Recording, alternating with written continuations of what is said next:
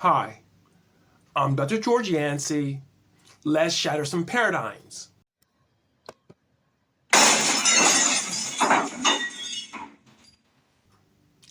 The paradigm I share today is social media and fruits of the spirit. I'm on Facebook and Twitter. That's where most of my social media comes from. I also listen and watch videos.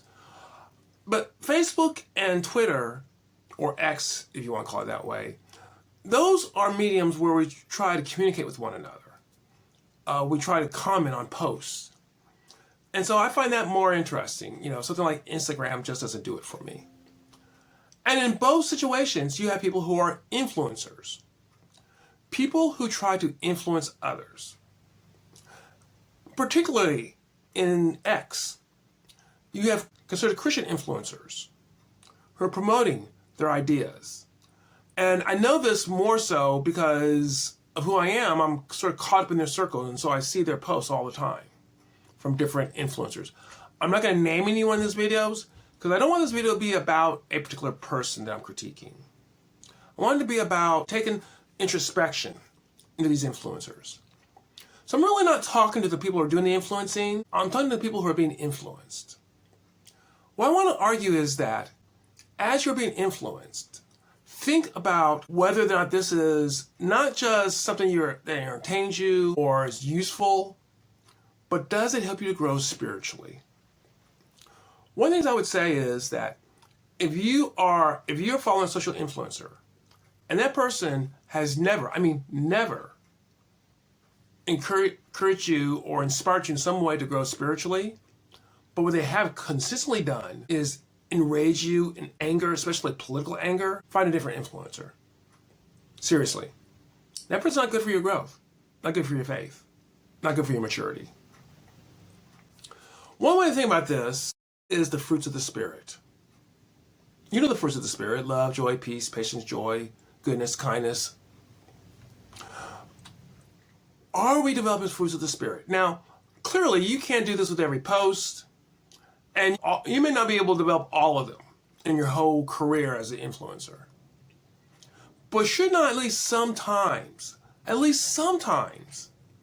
you're influenced by this person to develop more in these fruits of the Spirit. So I want to take a little time and just look at them one at a time and just ask a question.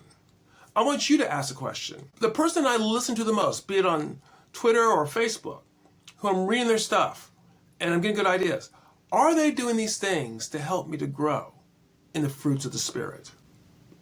Okay, so love.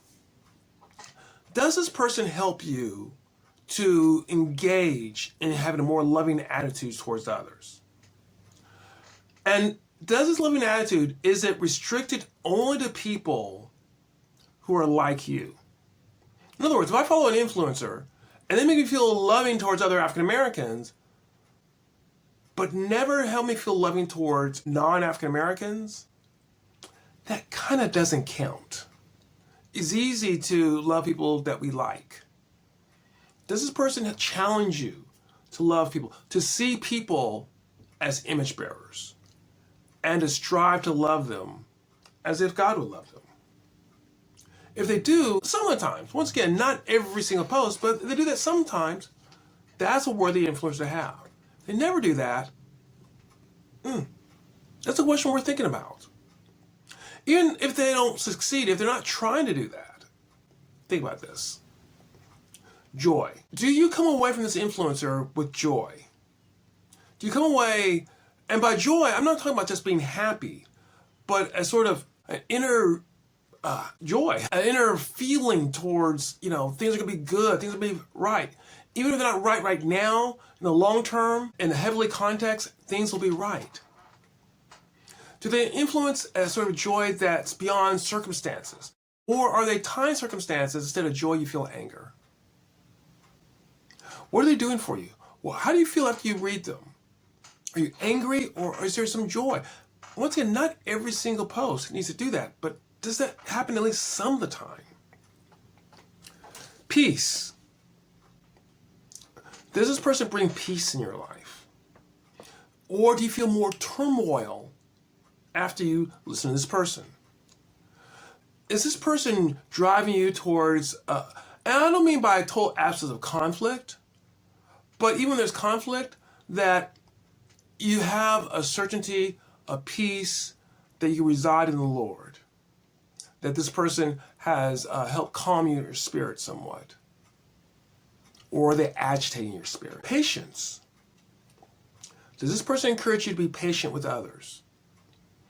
Or does this person tell you what you want, let's get it right now?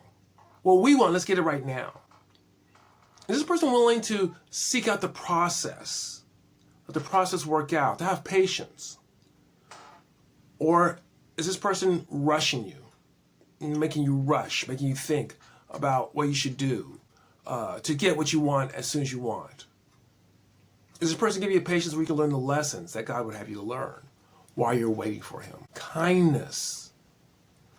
Does this person encourage you to be kind to others or to be aggressive towards others? Now, there's a time in which you must confront people, all right? There's a time where true love is lovingly telling people, but we do it for their sake, not for our own gratification. This person encouraging a kindness where you want to be kind to others, especially others, once again, who are not like you. Some people say, well, people are too nice and stuff like that. And there could be a niceness that's really about getting what you want. You're nice to someone to get what you want. Kindness, the way I see it, is you're kind to people simply because they're image bearers. Whether they give to you or not, you're still kind. Do those feelings get encouraged to you at all by this influencer? Or are you only encouraged to be aggressive against people that you want to see as enemies? Goodness. If this person requires you to take any action, are they inspiring good actions? Or are they inspiring actions for your own selfishness, for your own gain? Are they trying to help you to be a better person? For me, a better husband, a better father, a better son, a better worker. Are they inspiring towards you being good in that way? To take care of people, to be responsible? Are they looking towards a long-term goodness or a short-term gain? Faithfulness. This person, do they encourage you to have faith?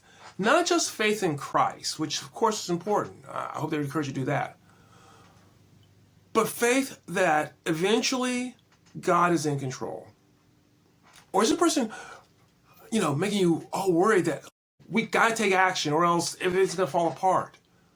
You don't have faith that God is ultimately in control. This is not saying that you never take any action. And at times you do say, hey, people need to take action. But is that the only thing that person ever does? Or does that person say, hey, we will have faith that it'll all work out. We'll do our part, but we know that God's going to do his business. Does this person, this content provider, do they nurture a gentle spirit? Not a passive one. Not one that accepts whatever. But when people do things, you want to approach them with a gentle hand. I grew up learning how to play the dozens, as they say in the African American community, know how to insult people. Does this person encourage you to do that? Or does this person encourage you to have a gentle spirit towards even people who say things that are unpleasant and may even hurt you? Self-control. Is this person leading you towards controlling yourself? Or lashing out? Or being urged to your more base instincts? Is this person teaching you or helping you or inspiring you in however way that this influence is there? Are they influencing you to know that you can control yourself and you don't have to do things simply because it's your urge, which really feeds into your sin nature? Are the influencers you're listening to encourage you, my Christian brother and sister, to be in the fruits of the Spirit? Now, you may think, well, that's the people on the right, they do that. Or that's people on the left, they do that. Let me tell you, as a person who's seen a lot of posts on Facebook and Twitter and all that sort of stuff, I find people on the right and the left who are influencers who never do any of this. And they do is go on and complain about them and talk about how horrible those people are. That does not feed any of those fruits of the Spirit, does it? love, joy, peace, patience, kindness, goodness, gentleness, self-control. You really think it feeds those fruits of the Spirit? If that's what you're following, you're not getting fed spiritually. I say this because as Christians, we should be driven by the Spirit, by our faithfulness, by our allegiance to Christ, more than political gain or political retribution. Think about who you're following. People who are not Christian influencers, who do not develop fruits of the Spirit, consider not following them. And if more people start following them, then maybe they'll be encouraged to try to produce a more spiritual, godly type of influence than the more secular, political influence we see today. Well, I hope you enjoy this. Hey, I forgot to mention in the middle of the video, but if you like this sort of content, please like this channel, subscribe to this channel, leave a comment. Thanks, and please come back where I can shatter some more paradigms.